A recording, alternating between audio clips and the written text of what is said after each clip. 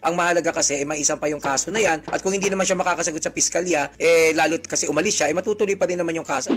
Yung kasing ka-live-in niya, well, ex na niya ngayon, meron siyang 2 anak, no, na sa unang asawa. Yung ka-live-in niya, nahuli niya at nalaman niya na minomolest siya pala yung 2 niyang minor de edad na anak. Ano daw ang pwede niyang gawin? Kasi attorney, mag-OFW na sa ibang bansa, aalis na. Gusto niyang pigilan. Anong pwede niyang gawin dito? Well, unang-una sa lahat, di ba, kinakailangan magsampa na agad siya ng kaso. Mabilis lang naman yan. Lalo pat minolest ang kanyang mga anak, minor de edad. So, hindi ko alam kung anong definition ng minolest siya. Kung ni-rape yan, mas mabigat, ano? Siyempre, non-bailable yung offense na yan. Kung sakali na mga yan ay hinipuan na limbawa, pasok naman yan sa acts of lasciviousness, lalo pat in relation to RA 7610 or child abuse law. So, kinakailangan, magsampa ka na ng kaso. Huwag mo nang problemahin yung aalis siya or hindi. Ang mahalaga kasi, maisan pa yung kaso na yan. At kung hindi naman siya makakasagot sa piskalya, lalo kasi umalis siya, matutuloy pa din naman yung kaso. At least pagdating niya dito, may kakaharapin siyang kaso. Hindi ganun magiging madali ang buhay para sa kanya. Pangalawa, hindi ko sigurado if that could be a ground to prevent him from working kasi it's an issue that is between you and him. Hindi naman pwede na basta magrereklamo ka, sasabihin mo, automatic pipigilin siyang umalis. Otherwise,